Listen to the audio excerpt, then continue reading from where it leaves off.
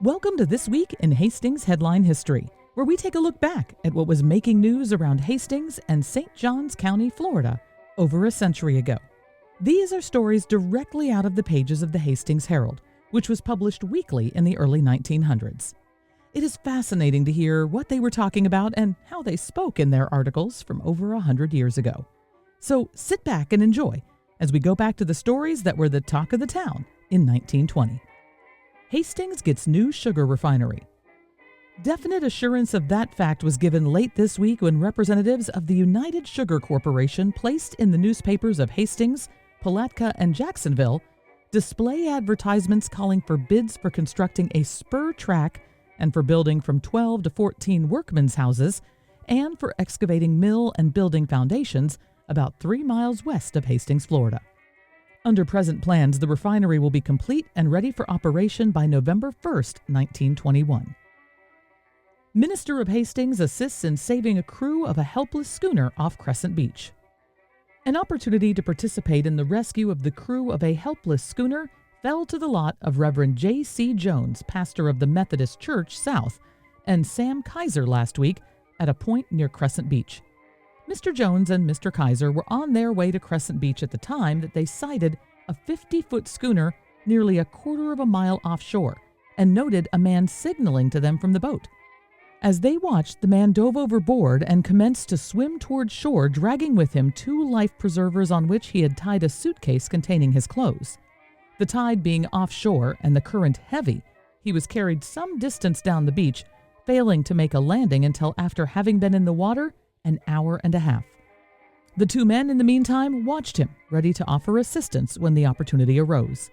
The man finally reached shore, nearly exhausted after having regained his breath, stated his name was Curly Salter, and that he left Savannah, Georgia for Miami in his schooner nearly a week previous. Early in his cruise, he had engine trouble and drifted for 6 days, finally sighting land near Crescent Beach. The local men returned to Saint Augustine with Mr. Salter, from where the latter went on to Jacksonville to send help to the rest of his crew on the schooner. Head-on collision. A terrific head-on collision occurred Sunday morning on the Dixie Highway, about a half a mile east of the Hastings Public School, between a Maxwell car southbound and a Chandler 6 northbound. The Maxwell contained a man and his wife and 2 daughters whose names could not be secured, although one of the girls was said to have been brought to a local hospital with a broken arm. The man was cut by broken glass from the shattered windshield. In the Chandler, which was a 4-car from New Smyrna, there were 8 people. Fortunately, neither car was traveling more than 15 miles an hour, but that was fast enough to practically wreck both cars, the Maxwell being the lighter of the 2, sustaining the most damage. In fact, the appearance of the 2 automobiles afforded cause for wonder how the occupants escaped serious injuries. Smiley named town marshal. In again, out again, gone again, come again, very nearly sums up the condition of Hastings during the past week or two in its search for a new marshal. Last week, it was announced that F.E. West of Saint Augustine had been chosen for the post, but unfortunately, at the last minute, the newly chosen marshal balked at the proposition and refused to accept the appointment. This place, however, has been fortunate in obtaining the services of a local man, the appointment having been offered J.A. Smiley, who has expressed his willingness to serve. Consequently, Mr. Smiley has been appointed by Mayor Paget, and it is stated the appointment will be confirmed by the council at its next regular meeting Monday night. Mr. Smiley has been a resident of Hastings for a long time and is one of the town's well-known citizens. His regular time will continue to be devoted to his blacksmith business and his farm, the duties of the marshal office being taken on in addition to his regular interest.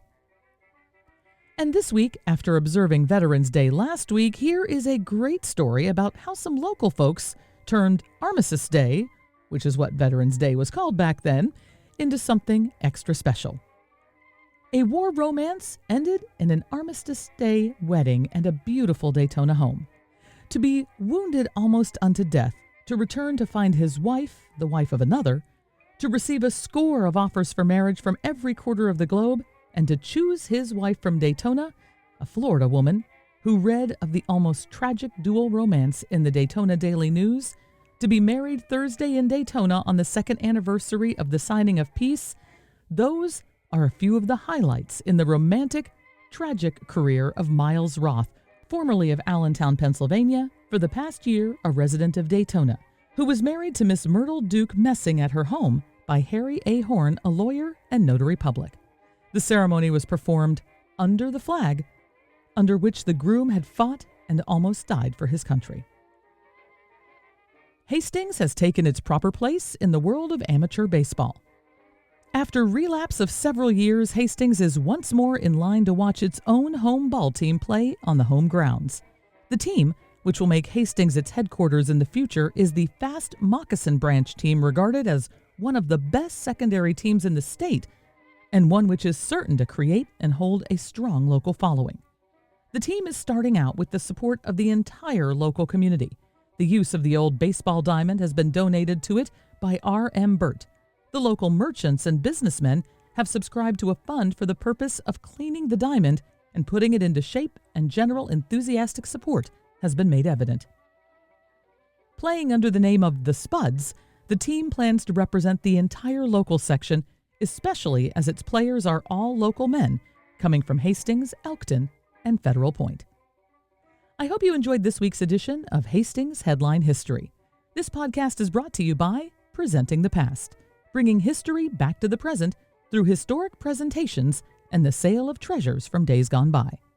This episode was written and produced by me, Michelle Murillo, with the aid of vintage copies of the Hastings Herald. Now it's time for this week's musical memory, when we listen back to a song that everyone was listening to over 100 years ago. This week, we're going to listen to a number from band leader Paul Whiteman and his orchestra. It was often called the most popular jazz band of the 1920s, with a number of hits ranking high on the pop charts. Whiteman was a man who was always thinking of a way to make people stop and listen, including when he hired George Gershwin to write Rhapsody in Blue, which became his orchestra's signature tune. And he had his ear out for the next best thing, always, finding and featuring voices like Bing Crosby in their early days. This week's song hit number 24 on the pop charts and went on to be changed slightly to be featured in the Betty Boop Talkatoon, A Hunting We Will Go, in 1934. Her version was called Why Did You Scare Those Bears?, but the original song was called Why Did I Kiss That Girl? And here's Paul Whiteman and his orchestra's recording of it from 1924.